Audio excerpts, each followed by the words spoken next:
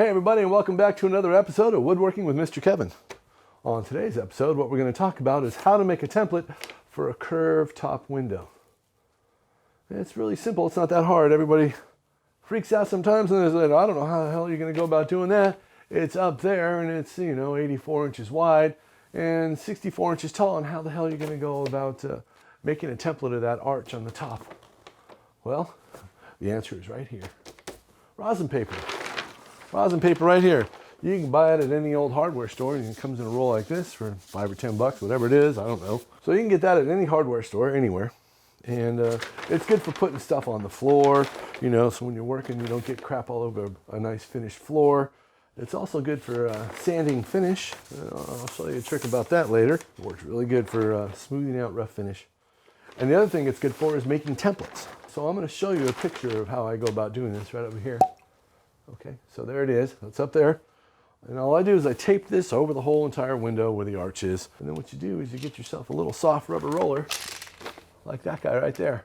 What I do is I actually roll that around the window.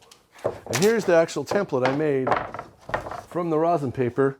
So there was two windows and they weren't exactly identical. One was bigger by 1/4 of an inch, but this is the radius that I needed right here. Can you see? Good golly, it's quite big.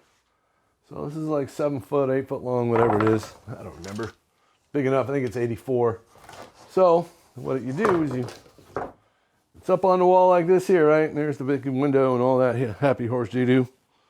And then you take your roller with the paper on there and you just roll that edge from one end to the other, from jam to jam, all the way around. And here's the actual piece of paper I used. And I don't know if you can see it or not, but there's a line dented in right there, all the way across, all the way down to over here. And this is where the jam was. So this is the upper jam here. It's right in there somewhere. I don't know if you can see it or not. I won't be able to tell till I edit it, but it comes down to this jam here, and you can see that crease. See if I can do it like this. Well, let's say this is a brand new piece and it's all beautiful. What I'm going to do, now watch, here we go. I'm probably going to be out of focus right here. So I just take this and I roll this like this. And see how it's making that crease right there? Here, hold on. I'm going to roll the whole gizmo. It doesn't matter if the window's out of whack or not round or whatever. Can you see that line? Well, that's all you do. And then you come back and you can pencil it in. You put on your spectacles and you take a pencil. You get yourself a big fat pencil or whatever, and then you come along and just mark it like this. Now you can see it. Well, maybe not. I don't know. I can't see the freaking thing at all. That line, that pencil line down there, you just do that and you cut it all out. It's you're good to go. And then what you have? So then what you do after that is you take it and you tape it down to a piece of MDF. I only use 1/4 inch. You don't really need much bigger than that. I mean, you can use 1/2 inch or whatever you want. I just use this little tiny router here, and if you saw the curved cabinets of Bembo, there's something in there somewhere where I was making the master bathroom vanities, and I used the same technique by just taking, what is that, like a 1 1/4 inch long pattern bit with the bearing on it, and I put the bearing down as low as it'll go. And then I just, after I've made this piece, sanded it out and made it all beautiful, I just route it out. It's just that simple. And then when you get done, this is what you get. Boom, one end to the other. So these are quite large. This whole entire house is going to be like this. I'll show you a picture of the other stuff I hear. I just took a picture on my cell phone. And yeah, it's got crown on top. It's got a molding down below here. So it's got all sorts of fancy stuff on there. Peruvian walnut, so it's not cheap. So you don't want to mess it up. But that's how I go about getting a template for a curved window. And then I make it out of, like I said, 1/4 inch MDF. I sand it, I mark the center lines on it on there. I set this on top of this guy right here, and I flush trim it with this little tiny router right here. And that's it.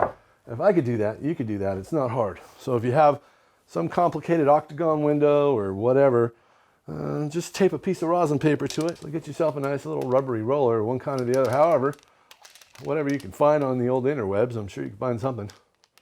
You just roll it on there. So you just like that.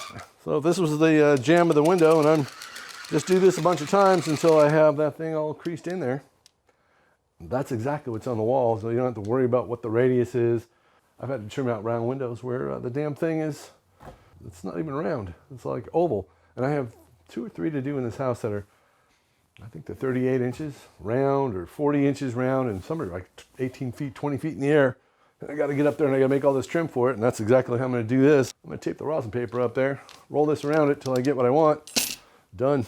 That way I can make my 1/4 inch reveal all the way around the window and put the casing up there, and done. All right, there you go. That's the easiest way to make a template for an arched window. I use 1/4 inch because 1/4 inch is cheaper than 3/4, and it's a lot lighter, and it's easier to move around the shop. And that's that. You're welcome. I hope that was helpful to somebody, and if it was, let me know. As woodworkers, it's good to share your secrets. Share secrets with everybody, because I'm not going to be here forever, and some of the stuff I see on the interwebs is ridiculous. These people don't do this for a living as contractors. They do it as YouTubers. I'm not a YouTuber, really. I'm just some old fart that does this for S's and giggles of it all, if you know what I mean. All right, so the next thing we're going to do, boys and girls, ladies and gentlemen, is we're going to put, where's the molding? Hold on, I'm going to get the molding. This is the body of the header, and there's going to be bullnose and crown here and a curved molding here. Our next situation, which we have to deal with, is how to make this molding here, which is this molding here, curved. You can always take it, put it on there, and try to stuff it in place. Hold on now. Okay, and there you go. No matter how much glue and how many pins you put in this thing, this is going to want to pull away because of the tension from this hunk of wood. Because as you're pushing this wood down, this wood has to expand, and this wood has to get squished up. And that's why it's so damn springy. That ain't no good. So how am I going to deal with that situation? Because this actually has to sit right on here and be nice and flush. Subscribe now. Is it in tune? I can't even tell if it's in focus or not. Hello.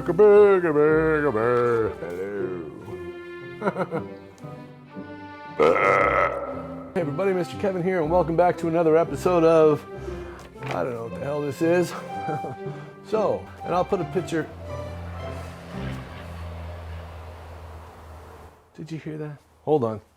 God, I can't believe all the noise around this joint. Tell you how and then I lost my favorite tool in the whole entire world. Sugar butt. Oh, there it is. Hey everybody, this is Tito.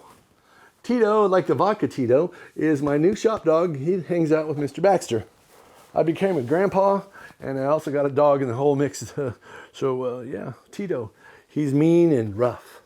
He's a Chihuahua Pit Bull mix. Yeah, he's kind of cute, but he farts a lot.